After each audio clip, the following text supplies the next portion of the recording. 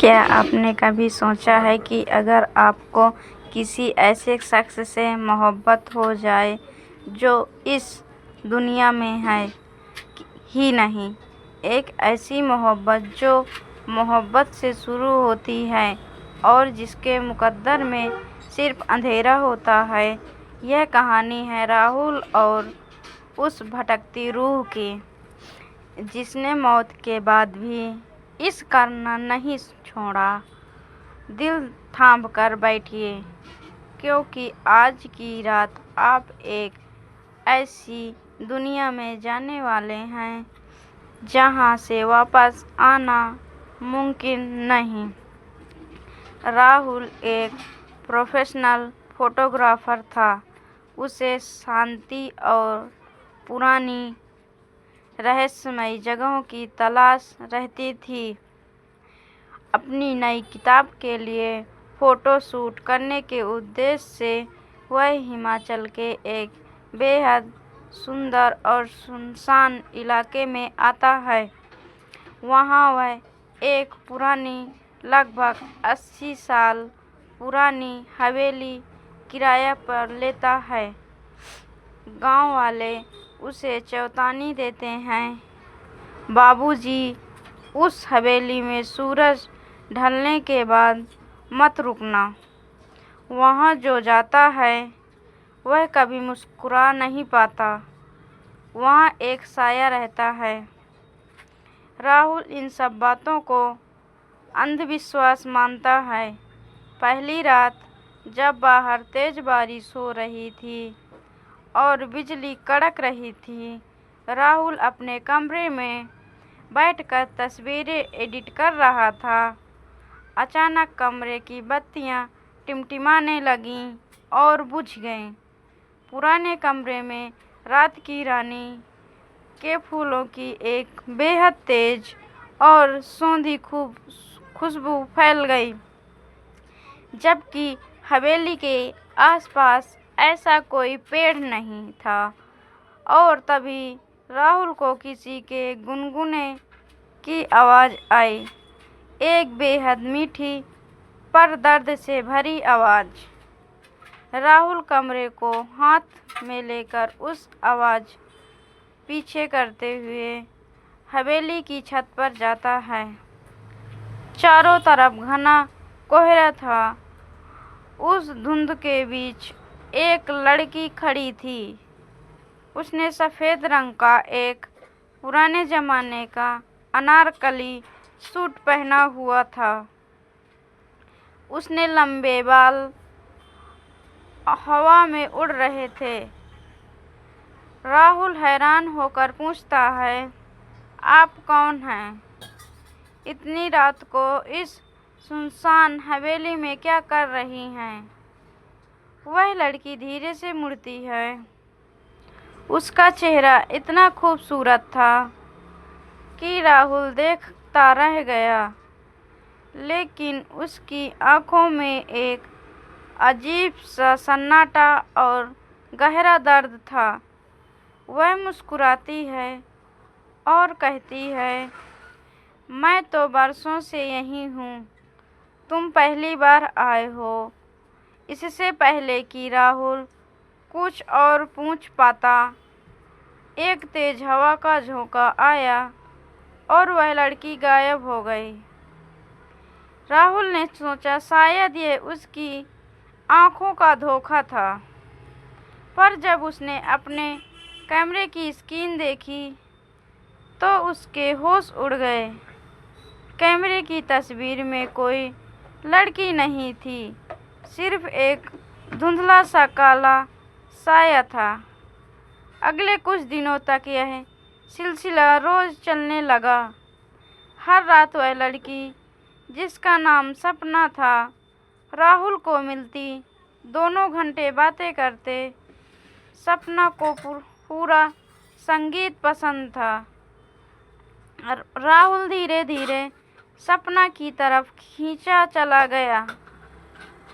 वह भूल गया कि सपना कोई आम इंसान नहीं है। उसके हाथ बर्फ जैसे ठंडे होते थे। चलते वक्त उसके पैरों की आवाज़ नहीं आती थी और चांदनी रात में भी ज़मीन पर उसकी परछाई नहीं बनती थी। एक रात राहुल सपना का हाथ पकड़कर कहता है, सपना, मैं तुम्हारे बिना नहीं जी सकता। मैं दुनिया की परवाह नहीं करता। मैं तुमसे शादी करना चाहता हूँ। चलो मेरे साथ इस शहर से दूर। सपना की आंखों से आंसू निकल आते हैं, पर वह आंसू ज़मीन पर गिरने से पहले ही हवा में भाप बनकर गायब हो जाते हैं। वह पीछे हटती है और रोते हुए कहती है, राहुल, जिंदा लोग और मुर्दों का कोई मेल नहीं होता। मैं एक भटकती हुई रूह हूँ, एक भूत हूँ। सपना राहुल को अपनी हकीकत बताती है। बात साल 1976 की है। सपना इस हवेली के जमींदार की बेटी थी। उसे एक आम गरीब लड़के से मोहब्बत हो गई थी। जब उसके रूढ़िवादी परिवार को यह पता चला तो उन्होंने उस लड़के को बेरहमी से मार दिया और सपना को इसी हवेली के एक तहखाने में बंद कर दिया, जहां तड़प तड़प कर उसकी जान चली गई। तब से उसकी आत्मा इसी हवेली में कैद थी। सपना कहती है, राहुल, मेरी आत्मा को मुक्ति तब तक नहीं मिल सकती जब तक कोई मुझसे बिना किसी डर के निस्वार्थ भाव से सच्ची मोहब्बत ना करे। पर जो भी यहाँ आता है, मेरा सच जानकर डर के मारे भाग जाता है। क्या तुम मुझसे डरते हो?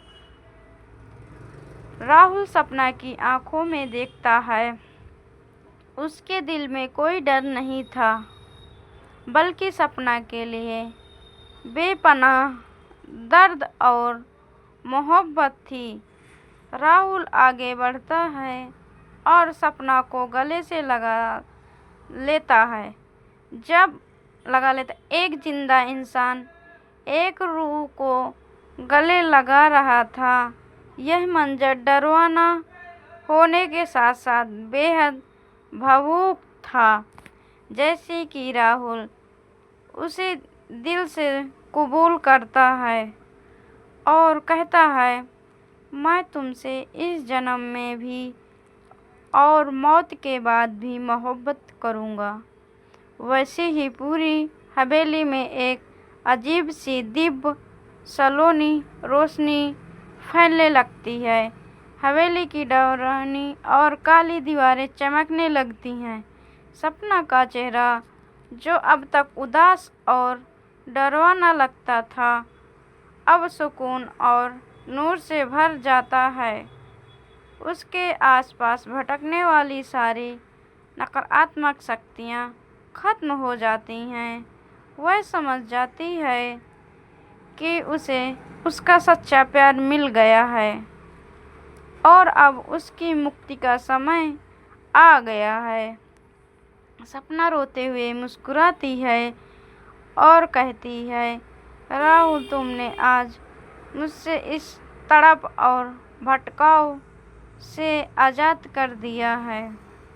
इस जन्म में हमारा साथ इतना ही था, पर अगर अगला जन्म हुआ तो मैं सिर्फ तुम्हारी बनकर आऊँगी। धीरे धीरे सपना का साया उस सुनहरी रोशनी में घुलने लगता है। राहुल उसे रोकने के लिए हाथ बढ़ाता है, पर वह हवा में विलीन हो जाती है। हवेली में फिर से वही शांति छा जाती है, पर इस बार का सन्नाटा डरावना नहीं था, उसमें एक सुकून था। राहुल आज भी उसी हवेली में रहता है। लोग कहते हैं कि अब वहाँ कोई भूत नहीं भटकता, कोई डरावनी आवाज़ नहीं आती है, पर हर साल जब ठंड की पहली रात आती है और रात की रानी के फूल खिलते हैं तो राहुल के पुराने ग्रामोफोन पर एक रोमांटिक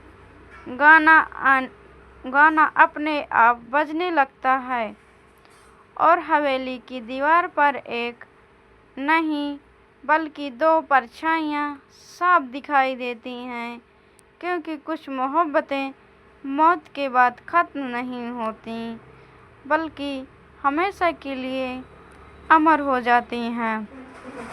दोस्तों, कहानी कैसी लगी कमेंट में अपनी प्रतिक्रिया ज़रूर दें। धन्यवाद।